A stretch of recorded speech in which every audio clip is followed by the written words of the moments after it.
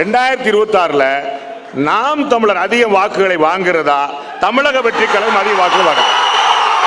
சண்டாளா நினைச்ச மாதிரியே சரிங்க திருப்பி விட்டானே, நான் என்ன பண்ணுவேன்? இங்க மாட்டினா சீவலு, இங்க மாட்டினா செதறல். எங்களை பார்த்தா உங்களுக்கு அவ்வளவு இழிவா இருக்கா?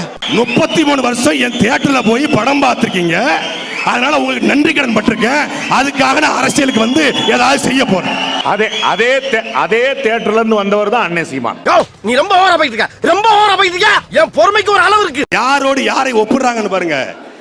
1967 ஆட்சி மாற்றம் நிகழ்ந்த மாதிரி 2026 அவங்க ஆட்சிக்கு வர்றாங்க, வராம போறாங்க. நாம் தமிழரே ஆட்சிக்கு வர போக சொல்லு. அது தெரிஞ்ச நாயா இங்க வர்றேன், தெரியாம தான் இங்க வந்து குத்த வச்சேன். கேள்வி நாம் தமிழரே ஆட்சிக்கு வர போக சொல்லு. வரும் 1967 ஆட்சி மாற்றம் நிகழ்வதற்கு 18 ஆண்டுகள் திராவிட முன்னேற்ற கழகம் உழைத்தது. டெல்லியில அரவிந்த் கெஜ்ரிவால் எத்தனை வருஷம் போராடி வந்தாரு சொல்லுங்க. இவன் வேற என்னை ரொம்ப டார்ச்சர் பண்றான்டா. சினிமா வேறு, அரசியல் வேறு என்பதை மரியாதைக்குரிய அண்ணன் பக்காமாசுக்கு இந்த தேர்தல் காட்டும். இங்கதான் எம்ஜிஆர் முதலமைச்சர் ஆனாரு, இங்கேதான் ஜெயலலிதா முதலமைச்சர். பாடுபடு வயக்காட்டில் உயரம் முன்மதிப்பு அயல் நாட்டில் என்று பாடினார். இவரு தொட்டப்பட்ட ரோட்டு மண்ண முட்டை போரட்டா.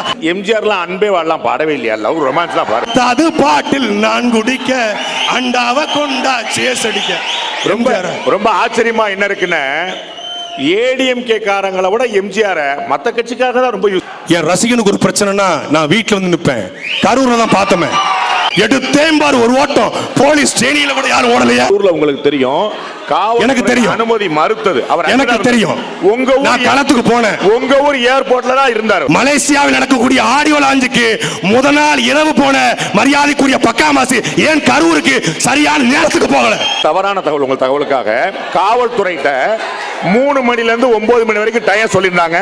அந்த டயத்துக்குள்ள அவர் போயிட்டார். 7 மணிக்கு அங்க இருந்தார்.